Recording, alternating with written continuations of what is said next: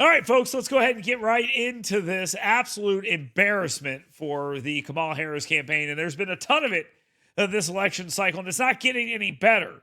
Now, you've been following the news, and yes, you have probably seen that there is a new movement afoot to come up with $20K to start a website or something for African American voters. And if you're a white guy, well, sorry, we already tried to get you convinced to vote for Kamala Harris, and it didn't quite work. You know why it didn't work?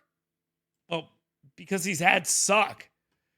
I don't know if you guys have seen them. They are horrendous. They are insulting. They are embarrassing. But let's take a look at them and wait till you see the last one. Because I thought it was fake, but I looked it up. It's actually real. Here's the first one they had out. This came out like in September. White dudes. So I think we're all pretty sick of hearing how much we suck. Every time you go online, it's the same story. We're the problem. And yeah, some white dudes are. Trump and all his MAGA buddies are out there making it worse, shouting nonsense in their stupid red hats and acting like they speak for us when they don't. All they've ever done is screw us over. But if you're not on the MAGA train, where do you go? Isn't it just swapping out one crappy option for another? I actually like that point, but it doesn't really work much if you're Kamala Harris. You're making the argument that, yeah, we know Kamala Harris sucks, but isn't Trump bad? Which is honestly the entire campaign strategy of Kamala Harris, so maybe it is exactly what they're going for, but it just doesn't really, it's not like, yay, Kamala Harris, she's the less crappy option. Let's back up a minute. Swapping out one crappy option for another? Then it hit me. This isn't about picking teams. It's about who's got a plan that's gonna make life better for me and my family. So I've been doing my own research and decided to check out Kamala Harris and Tim Walz. And before you jump down my throat... Again, the entire premise is, look, I know I'm doing something stupid, but let me do this dumb thing. Don't be critical of me. I know it's stupid, but listen, I'm sorry. I have to. Donald Trump is so bad. Even I'm willing to consider Kamala Harris.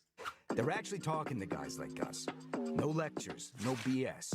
Just real solutions that protect our freedoms and help us take care of the people who matter. And honestly, I think Harris and Walz are the ones to make that happen. Honestly, they're not lying. You know, Joe Biden used to always say, honestly, no joke, telling the truth here. Totally not lying. Telling the truth. Honestly, no joke, telling the truth. I'm not lying. Why would you think I'm lying? Is it because I lie all the time? No, I'm not lying here. Honestly. End of the day, you're your own man. It's your call. But if anyone gives you crap about it, tell them it's none of their damn business. They're really trying to make that none of your damn business thing really stick. Unfortunately, Tim Walz, he thinks a lot of stuff that goes on in your life is his business. So good luck with that one. It's just not really believable. All right, so that's the first one they did. Then they came up with this abomination that is so bad that it's outlawed in Georgia. They don't let abortions go on there. That's the joke. All right, this is one of the latest ones that got attention. It's an ad where they used a bunch of actors to play the role of men's men. Have these guys ever met any men? That's the real question. I'm a man. I'm a man. I'm a man, man. And I'm man enough. I'm man enough to enjoy a barrel-proof bourbon. Neat. I'm not going to tell you what this looks like, but it's not a great look for this. Not at all. Man enough to cook my steak. And I'm going to tell you exactly what this looks like. Look at this guy. He's perched up. I'm man enough to cook my steak. I don't think you're convincing anybody here, but let's go. Barrel-proof bourbon. Neat. Man enough to cook my steak rare. Man enough to deadlift 500, then braid the out of my daughter's hair. You think I'm afraid to rebuild a carburetor? I eat carburetors for breakfast. You eat carburetors for breakfast. Again, is this what men do?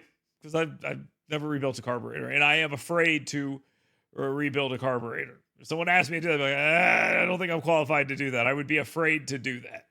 But I guess that's a sign of a man. A real man's man. I ain't afraid of bears. That's what bear hugs are for. I'll tell you another thing I sure as shit am not afraid of. Women. It's the cussing that gets me. They've convinced themselves that like cussing is the way to get to a man's heart. I have a kid who's 6 years old. I'm trying to work on my cussing, so I'm trying not to do it as much. And it just seems forced. Anyone who tries to cuss, like writing the curse words into the scripts and stuff, it just seems so weird. It just seems so incredibly strange. So incredibly strange. But okay, let's continue. I'm not afraid of women. I'm not afraid of women. They want to control their This guy's afraid of women. I just want to point that out. This guy is clearly afraid of women. The women. They want to Women are afraid of this guy. This is a terrifying actor who plays like drunk characters and weirdos because he's a drunk character weirdo. Look, this is just why? Who does that appeal to? control their bodies. I say go for it. They want to use IVF to start a family? I'm not afraid of families. They want to be childless cat ladies. Have all the cats you want. Woman wants to be president? Well, I hope she has the guts to look me right in the eye and accept my full-throated endorsement. Because I'm man enough to support women. Man enough to know what kind of donuts I like. Man enough to admit I'm lost, even when I refuse to ask for directions. Man enough to not ban young women from reading Little Women. Not a single book has been banned. Not a single one. And you can't point to one either. Not a single one. Not a single one. What in the world is this? Okay. Or one of those pants books that the sisters like. I'm man enough to raw dog a flight. It sucked. Not worth it. I'm man enough to be emotional in front of my wife. In front of my kids. In front of my horse. That poor horse.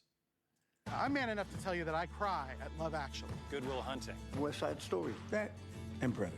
And I'm sick of so-called men domineering, belittling, and controlling women just so they can feel more powerful. That's not how my mama raised me. I love women. I love women who support their families. Women who decide not to have families. Women who take charge. And I'm man enough to help them win. Cringe. Cringe. This is the best way to put it. It's cringe. I mean, this stuff is cringe and sad and just incredibly forced. But I saved the best one for last. Now, if you've ever died of secondhand embarrassment, get ready to die again, I guess. Here we go. I love sinking into the couch, cold beer in my mouth, rooting for the twins and Tim. And I love sharing all my tools, playing by the rules. And that's what playing by the rules. You know, guys always love that. I always love playing by the rules. That's how I live my life. I'm always playing by the rules. That's what I always tell Greg. Get out there and play by the rules, buddy. That's how you do it. Yeah, get out there and play by the rules. Don't hand check that kid in soccer. Don't slip a little foul in there in basketball. Don't do any of that stuff. You get out there and you play by the rules. The twins and Tim. And I love sharing all my tools, playing by the rules, keeping those edges trim. And Tim, I love leaving my wife notes. I might text my wife in the morning. Maybe I'm not man enough to write a note here, but again, what men are they talking to? Who are they talking to? Making a plan to vote, helping Kamala win. And Tim, we love you, Tim. Woo! Go get him, coach. Go get him, coach. He wasn't a coach, by the way. Just for clarity's sake, the guy was not a coach. He was an assistant coach. He couldn't be a coach because he got a DUI and lied about it, and they won't let him around kids for that reason. I mean, that's the truth. He couldn't be a coach for that reason. So he had to be an assistant coach. I mean, why are we lying about this? Can't we just tell the truth? Is it okay to tell the truth? Now, I included this thing here with Laura Coates, who, by the way, was on Bill Maher, and it was the most embarrassing thing you've ever seen.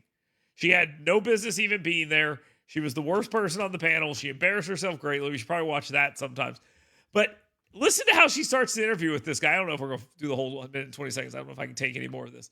But just take a look at this. A Rorschach test, and everyone wondering what they're seeing here. But what was your intention in creating this parody and the substance of the message?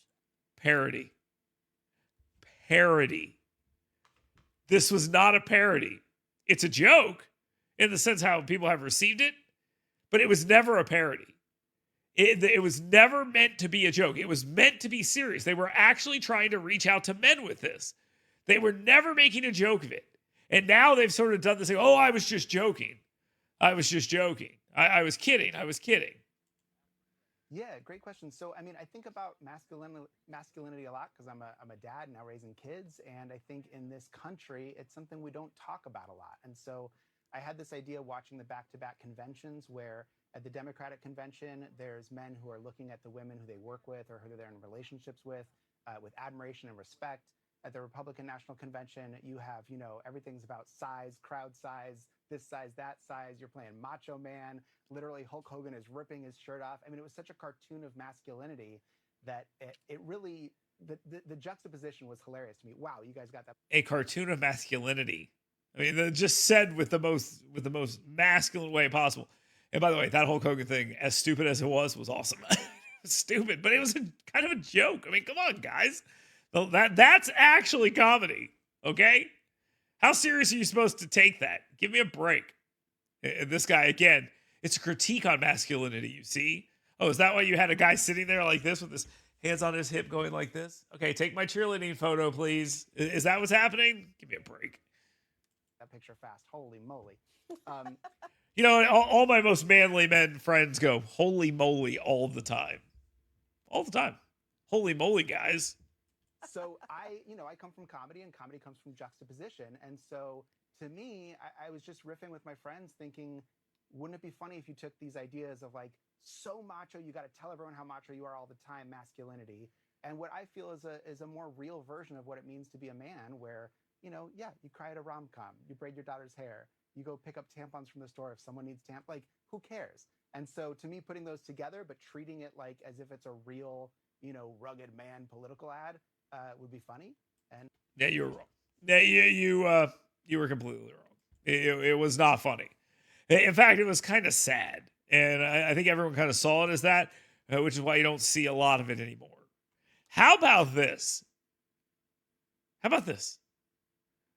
Why don't you just do this? Why don't you just talk about the things going on in the world and give us your ideas? How about we just do that? How about you stop trying to figure out a way around tricking people into voting for you and just tell us what you believe?